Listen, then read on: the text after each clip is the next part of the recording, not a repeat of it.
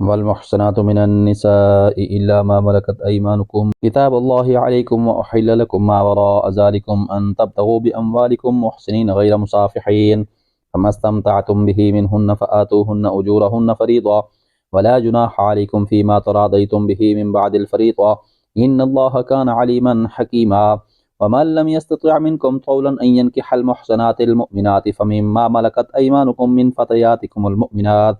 والله أعلم بإيمانكم بعدكم من بعد فانكحوهن بإذن أهلهن وآتوهن أجورهن بالمعروف محسنات غير مسافحات ولا متخذات يخطان فإذا أحصن فإن أتين بفاحشة فعليهن نصف ما على المحسنات من العذاب ذلك لمن خشي العنة منكم وأن تصبروا خير لكم والله غفور رحيم. يريد الله ليبين لكم ويهديكم سنن الذين من قبلكم ويتوب عليكم والله عليم حكيم. والله يريد أن يتوب عليكم ويريد الذين يتبعون الشهوات أن تميلوا ميلا عظيما يريد الله أن يخفف عنكم وخلق الإنسان ضعيفا. يا أيها الذين آمنوا لا تأكلوا أموالكم بينكم بالباطل إلا أن تكون تجارة عن تراض منكم ولا تقتلوا أنفسكم إن الله كان بكم رحيما. ومن يفعل ذلك عدوانا وظلما فسوف نصليه نارا وكان ذلك على الله يسيرا. إن تجتنبوا كبائر ما تنهون عنه نكفر عنكم سيئاتكم وندخلكم مدخلا كريما. ولا تتمنوا ما فضل الله به بعدكم على بعد للرجال نصيب مما اكتسبوا وللنساء نصيب مما اكتسبن واسألوا الله من فضله إن الله كان بكل شيء عليما. ولكل جعلنا موالي مما ترك الوالدان والأقربون والذين عقدت أيمانكم فآتوهم نصيبهم إن الله كان على كل شيء شهيدا. الرجال قوامون على النساء بما فضل الله بعضهم على بعض وبما أنفقوا من أموالهم فالصالحات قانتات حافظات للغيب بما حفظ الله واللاتي تخافون نشوزهن فاعظوهن واهجروهن في المضاجع واضربوهن فإن أطعنكم فلا تبغوا عليهن سبيلا إن الله كان عليا كبيرا. وإن خفتم شقاق بينهما فبعثوا حكما من أهله وحكما من أهلها إن يريدا إصلاحا يوفق الله بينهما إن الله كان عليما خبيرا. واعبدوا الله ولا تشركوا به شيئا وبالوالدين إحسانا وبذي القربى واليتامى والمساكين والجار ذي القربى والجار الجنب والصاحب بالجنب وابن السبيل وما ملكت أيمانكم إن الله لا يحب من كان مختالا فخورا. الذين يبخلون ويأمرون الناس بالبخل ويكتمون ما آتاهم الله من فضله وأعتدنا للكافرين عذابا مهينا. والذين ينفقون أموالهم رئاء الناس ولا يؤمنون بالله ولا باليوم الآخر ومن يكن الشيطان له قرينا فساء قرينا. وماذا عليهم لو آمنوا بالله واليوم الآخر وأنفقوا مما رزقهم الله وكان الله بهم عليما. إن الله لا يظلم مثقال ذرة وإن تك حسنة يضاعفها ويؤت من لدنه أجرا عظيما. فكيف إذا جئنا من كل أمة بشهيد وجئنا بك على هؤلاء شهيدا يومئذ يود الذين كفروا وعصوا الرسول لو تسوى بهم الأرض ولا يكتمون الله حديثا. يا أيها الذين آمنوا لا تقربوا الصلاة وأنتم سكارى حتى تعلموا ما تقولون ولا جنبا إلا عابري سبيل حتى تغتسلوا وإن كنتم مرضى أو على سفر أو جاء أحد منكم من الغائط أو لامستم النساء فلم تجدوا ماء فتيمموا صعيدا طيبا فامسحوا بوجوهكم وأيديكم إن الله كان عفوا غفورا. ألم تر إلى الذين أوتوا نصيبا من الكتاب يشترون الضلالة ويريدون أن تضلوا السبيل والله أعلم بأعدائكم وكفى بالله وليا وكفى بالله نصيرا. من الذين هادوا يحرفون الكلم عن مواضعه ويقولون سمعنا وعصينا واسمع غير مسمع وراعنا لجا بألسنتهم وطعنا في الدين ولو أنهم قالوا سمعنا وأطعنا واسمع وانظرنا لكان خيرا لهم وأقوم ولكن لعنهم الله بكفرهم فلا يؤمنون إلا قليلا. يا أيها الذين أوتوا الكتاب آمنوا بما نزلنا مصدقا لما معكم من قبل أن نطمس وجوها فنردها على أدبارها أو نلعنهم كما لعنا أصحاب السبت وكان أمر الله مفعولا. إن الله لا يغفر أن يشرك به ويغفر ما دون ذلك لمن يشاء ومن يشرك بالله فقد افترى إثما عظيما. ألم تر إلى الذين يزكون أنفسهم بل الله يزكي من يشاء ولا يظلمون فتيلا. انظر كيف يفترون على الله الكذب وكفى به إثما مبينا. ألم تر إلى الذين أوتوا نصيبا من الكتاب يؤمنون بالجبت والطاغوت ويقولون للذين كفروا هؤلاء أهدى من الذين آمنوا سبيلا أولئك الذين لعنهم الله ومن يلعن الله له فلن تجد له نصيرا أم لهم نصيب من الملك فإذا لا يؤتون الناس نقيرا أم يحسدون الناس على ما آتاهم الله من فضله فقد آتينا آل إبراهيم الكتاب والحكمة وآتيناهم ملكا عظيما فمنهم من آمن به ومنهم من صد عنه وكفى بجهنم سعيرا إن الذين كفروا بآياتنا سوف نصليهم نارا كلما نضجت جلودهم بدلناهم جلودا غيرها ليذوقوا العذاب إن الله كان عزيزا حكيما والذين آمنوا وعملوا الصالحات سندخلهم جنات تجري من تحتها الأنهار خالدين فيها أبدا لهم فيها أزواج مطهرة وندخلهم ظلا ظليلا إن الله يأمركم أن تؤدوا الأمانات إلى أهلها وإذا حكمتم بين الناس أن تحكموا بالعدل إن الله نعم ما يعظكم به إن الله كان سميعا بصيرا يا أيها الذين آمنوا أطيعوا الله وأطيعوا الرسول وأولي الأمر منكم فإن تنازعتم في شيء فردوه إلى الله والرسول إن كنتم مؤمنون بالله واليوم الآخر ذلك خير وأحسن تأويلا ألم تر إلى الذين يزعمون أنهم آمنوا بما أنزل إليك وما أنزل من قبلك يريدون أن يتحاكموا إلى الطاغوت وقد أمروا أن يكفروا به ويريد الشيطان أن يضلهم ضلالا بعيدا وإذا قيل لهم تعالوا إلى ما أنزل الله وإلى الرسول رأيت المنافقين يصدون عنك صدودا فكيف إذا أصابتهم مصيبة بما قدمت أيديهم ثم جاءوك يحلفون بالله إن أردنا إلا إحسانا وتوفيقا أولئك الذين يعلم الله ما في قلوبهم فأعرض عنهم وعظهم وقل لهم في أنفسهم قولا بليغا وما أرسلنا من رسول إلا ليطاع بإذن الله ولو أنهم إذ ظلموا أنفسهم جاءوك فاستغفروا الله واستغفر لهم الرسول لوجدوا الله توابا رحيما فلا وربك لا يؤمنون حتى يحكموك فيما شجر بينهم ثم لا يجدوا في أنفسهم حرجا مما قضيت ويسلموا تسليما ولو أنا كتبنا عليهم أن اقتلوا أنفسكم أو اخرجوا من دياركم ما فعلوه إلا قليل منهم ولو أنهم فعلوا ما يوعظون به لكان خيرا لهم وأشد تثبيتا وإذا لآتيناهم من لدنا أجرا عظيما ولهديناهم صراطا مستقيما ومن يطع الله والرسول فأولئك مع الذين أنعم الله عليهم من النبيين والصديقين والشهداء والصالحين وحسن أولئك رفيقا ذلك الفضل من الله وكفى بالله عليما يا أيها الذين آمنوا خذوا حذركم فانفروا ثبات أو انفروا جميعا وإن منكم لمن ليبطئن فإن أصابتكم مصيبة قال قد أنعم الله علي إذ لم أكن معهم شهيدا ولئن أصابكم فضل من الله ليقولن كأن لم تكن بينكم وبينه مودة يا ليتني كنت معهم فأفوز فوزا عظيما فليقاتل في سبيل الله الذين يشرون الحياة الدنيا بالآخرة ومن يقاتل في سبيل الله فيقتل أو يغلب فسوف نؤتيه أجرا عظيما وما لكم لا تقاتلون في سبيل الله والمستضعفين من الرجال والنساء والولدان الذين يقولون ربنا أخرجنا من هذه القرية الظالم أهلها واجعل لنا من لدنك وليا واجعل لنا من لدنك نصيرا الذين آمنوا يقاتلون في سبيل الله والذين كفروا يقاتلون في سبيل الطاغوت فقاتلوا أولياء الشيطان إن كيد الشيطان كان ضعيفا ألم تر إلى الذين قيل لهم كفوا أيديكم وأقيموا الصلاة وآتوا الزكاة فلما كتب عليهم القتال إذا فريق منهم يخشون الناس كخشية الله أو أشد خشية وقالوا ربنا لما كتبت علينا القتال لولا أخرتنا إلى أجل قريب قل متاع الدنيا قليل والآخرة خير لمن اتقى ولا تظلمون فتيلا أينما تكونوا يدرككم الموت ولو كنتم في بروج مشيدة وإن تصيبهم حسنة يقولوا هذه من عند الله وإن تصيبهم سيئة يقولوا هذه من عندك قل كل من عند الله فما لهؤلاء القوم لا يكادون يفقهون حديثا ما أصابك من حسنة فمن الله وما أصابك من سيئة فمن نفسك وما أرسلناك للناس رسولا وكفى بالله شهيدا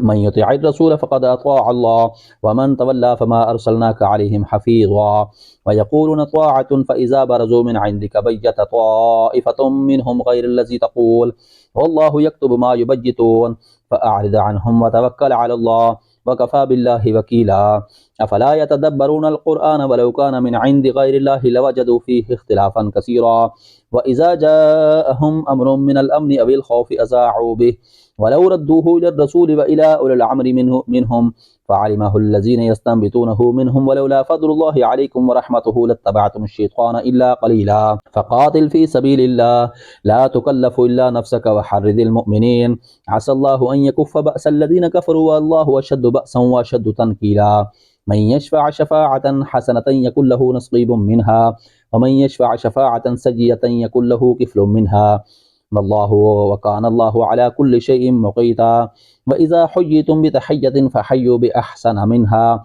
أو ردوها إن الله كان على كل شيء حسيبا الله لا إله إلا هو ليجمعنكم إلى يوم القيامة لا ريب فيه ومن أصدق من الله حديثا وما لكم في المنافقين فئتين والله أركسهم بما كسبوا أتريدون أن تهدوا من أضل الله ومن يضلل الله فلن تجد له سبيلا ودوا لو تكفرون كما كفروا فتكونون سواء فلا تتخذوا منهم أولياء حتى يهاجروا في سبيل الله فإن تولوا فخذوهم وقتلوهم حيث وجدتموهم ولا تتخذوا منهم وليا ولا نصيرا إلا الذين يصلون إلى قوم بينكم وبينهم ميثاق أو جاءوكم حسرت صدورهم أن يقاتلوكم أو يقاتلوا قومهم ولو شاء الله لسلطهم عليكم فلقاتلوكم فإن اعتزلوكم فلم يقاتلوكم وألقوا إليكم السلام فما جعل الله لكم عليهم سبيلا ستجدون آخرين أن يريدون أن يأمنوكم ويأمنوا قومهم كلما ردوا إلى الفتنة أركسوا فيها فإن لم يعتزلوكم ويلقوا إليكم السلام ويكفوا أيديهم فخذوهم وقتلوهم حيث ثقفتموهم وأولئكم جعلنا لكم عليهم سلطانا مبينا وما كان لمؤمن أن يقتل مؤمنا إلا خطأ ومن قتل مؤمنا خطأ فتحرير رقبة مؤمنة ودية مسلمة إلى أهله إلا أن يصدقوا فإن كان من قوم عدو لكم وهو مؤمن فتحرير رقبة مؤمنة وإن كان من قوم بينكم وبينهم ميثاق فدية مسلمة إلى أهله وتحرير رقبة مؤمنة فمن لم يجد فصيام شهرين متتابعين توبة من الله وكان الله عليما حكيما ومن يقتل مؤمنا متعمدا فجزاؤه جهنم خالدا فيها وغضب الله عليه ولعنه وأعد له عذابا عظيما يا أيها الذين آمنوا إذا طلبتم في سبيل الله فتبينوا ولا تقولوا لمن ألقى إليكم السلام لست مؤمنا تبتغون عرض الحياة الدنيا فعند الله مغانم كثيرة كذلك كنتم من قبل فمن الله عليكم فتبينوا إن الله كان بما تعملون خبيرا لا يستوي القاعدون من المؤمنين غير أولي الضرر والمجاهدون في سبيل الله بأموالهم وأنفسهم فضل الله المجاهدين بأموالهم وأنفسهم على القاعدين درجة وكلا وعد الله الحسنى وفضل الله المجاهدين على القاعدين أجرا عظيما درجات منه مغفرة ورحمة وكان الله غفورا رحيما إن الذين توفاهم الملائكة ظالمي أنفسهم قالوا فيما كنتم قالوا كنا مستضعفين في الأرض قالوا ألم تكن أرض الله واسعة فتهاجروا فيها فأولئك مأواهم جهنم وساءت مصيرا إلا المستضعفين من الرجال والنساء والولدان لا يستطيعون حيلة ولا يهتدون سبيلا فأولئك عسى الله أن يعفو عنهم وكان الله عفوا غفورا ومن يهاجر في سبيل الله يجد في الأرض مراغما كثيرا وسعة ومن يخرج من بيته مهاجرا إلى الله ورسوله ثم يدركه الموت فقد وقع أجره على الله وكان الله غفورا رحيما وإذا ضربتم في الأرض فليس عليكم جناح أن تقصروا من الصلاة إن خفتم أن يفتنكم الذين كفروا إن الكافرين كانوا لكم عدوا مبينا وإذا كنت فيهم فأقمت لهم الصلاة فلتقم طائفة منهم معك وليأخذوا أسلحتهم فإذا سجدوا فليكونوا من ورائكم ولتأت طائفة أخرى لم يصلوا فليصلوا معك وليأخذوا حذرهم وأسلحتهم ود الذين كفروا لو تغفلون عن أسلحتكم وأمتعتكم فيميلون عليكم ميلة واحدة ولا جناح عليكم إن كان بكم أذى من مطر أو كنتم مرضى أن تضعوا أسلحتكم وخذوا حذركم إن الله أعد للكافرين عذابا مهينا فإذا قضيتم الصلاة فاذكروا الله قياما وقعودا وعلى جنوبكم فإذا اطمأننتم فأقيموا الصلاة إن الصلاة كانت على المؤمنين كتابا موقوتا ولا تهنوا في ابتغاء القوم إن تكونوا تألمون فإنهم يألمون كما تألمون وترجون من الله ما لا يرجون وكان الله عليما حكيما إنا أنزلنا إليك الكتاب بالحق لتحكم بين الناس بما أراك الله ولا تكن للخائنين خصيما واستغفر الله إن الله كان غفورا رحيما ولا تجادل عن الذين يختانون أنفسهم إن الله لا يحب من كان خوانا أثيما يستخفون من الناس ولا يستخفون من الله وهو معهم إذ يبيتون ما لا يرضى من القول وكان الله بما يعملون محيطا ها أنتم هؤلاء جادلتم عنهم في الحياة الدنيا فمن يجادل الله عنهم يوم القيامة أم من يكون عليهم وكيلا ومن يعمل سوءا أو يظلم نفسه ثم يستغفر الله يجد الله غفورا رحيما ومن يكسب إثما فإنما يكسبه على نفسه وكان الله عليما حكيما ومن يكسب خطيئة أو إثما ثم يرمي به بريئا فقد احتمل بهتانا وإثما مبينا ولولا فضل الله عليك ورحمته لهمت طائفة منهم أن يضلوك وما يضلون إلا أنفسهم وما يضرونك من شيء وأنزل الله عليك الكتاب والحكمة وعلمك ما لم تكن تعلم وكان فضل الله عليك عظيما لا خير في كثير من نجواهم إلا من أمر بصدقة أو معروف أو إصلاح بين الناس ومن يفعل ذلك ابتغاء مرضات الله فسوف نؤتيه أجرا عظيما ومن يشاقق الرسول من بعد ما تبين له الهدى ويتبع غير سبيل المؤمنين نوله ما تولى ونصليه جهنم وساءت مصيرا إن الله لا يغفر أن يشرك به ويغفر ما دون ذلك لمن يشاء ومن يشرك بالله فقد ضل ضلالا بعيدا إن يدعون من دونه إلا إناثا وإن يدعون إلا شيطانا مريدا لعنه الله وقال لأتخذن من عبادك نصيبا مفروضا ولأضلنهم ولأمنينهم ولآمرنهم فليبتكن آذان الأنعام ولآمرنهم فليغيرن خلق الله ومن يتخذ الشيطان وليا من دون الله فقد خسر خسرانا مبينا يعدهم ويمنيهم وما يعدهم الشيطان إلا غرورا أولئك مأواهم جهنم ولا يجدون عنها محيصا والذين آمنوا وعملوا الصالحات سندخلهم جنات تجري من تحتها الأنهار خالدين فيها أبدا وعد الله حقا ومن أصدق من الله قيلا ليس بأمانجكم ولا أمانج أهل الكتاب من يعمل سوءا يجز به ولا يجد له من دون الله وليا ولا نصيرا ومن يعمل من الصالحات من ذكر أو أنثى وهو مؤمن فأولئك يدخلون الجنة ولا يظلمون نقيرا ومن أحسن من دينا ممن أسلم وجهه لله وهو محسن واتبع ملة إبراهيم حنيفا واتخذ الله إبراهيم خليلا ولله ما في السماوات وما في الأرض وكان الله بكل شيء محيطا ويستفتونك في النساء قل الله يفتيكم فيهن وما يتلى عليكم في الكتاب في يتامى النساء اللاتي لا تؤتونهن ما كتب لهن وترغبون أن تنكحوهن والمستضعفين من الولدان وأن تقوموا لليتامى بالقسط وما تفعلوا من خير فإن الله كان به عليما وإن امرأة خافت من بعلها نشوزا أو إعراضا فلا جناح عليهما أن يصلحا بينهما صلحا والصلح خير وأحضرت الأنفس الشح وإن تحسنوا وتتقوا فإن الله كان بما تعملون خبيرا ولن تستطيعوا أن تعدلوا بين النساء ولو حرصتم فلا تميلوا كل الميل فتذروها كالمعلقة وإن تصلحوا وتتقوا فإن الله كان غفورا رحيما وإن يتفرقا يغني الله كلا من سعته وكان الله واسعا حكيما ولله ما في السماوات وما في الأرض ولقد وصينا الذين أوتوا الكتاب من قبلكم وإياكم أن اتقوا الله وإن وإن تكفر فإن لله ما في السماوات وما في الأرض وكان الله غنيا حميدا ولله ما في السماوات وما في الأرض وكفى بالله وكيلا إن يشأ يذهبكم أيها الناس ويأتي بآخرين وكان الله على ذلك قديرا من كان يريد ثواب الدنيا فعند الله ثواب الدنيا والآخرة وكان الله سميعا بصيرا يا أيها الذين آمنوا كونوا قوامين بالقسط شهداء لله ولو على أنفسكم أو الوالدين والأقربين إن يكن غنيا أو فقيرا فالله أولى بهما فلا تتبعوا الهوى أن تعدلوا وإن تلووا أو تعرضوا فإن الله كان بما تعملون خبيرا يا أيها الذين آمنوا بالله ورسوله والكتاب الذي نزل على رسوله والكتاب الذي أنزل من قبل ومن يكفر بالله وملائكته وكتبه ورسله واليوم الآخر فقد ضل ضلالا بعيدا إن الذين آمنوا ثم كفروا ثم آمنوا ثم كفروا ثم ازدادوا كفرا لم يكن الله ليغفر لهم ولا ليهديهم سبيلا بشر المنافقين بأن لهم عذابا أليما إن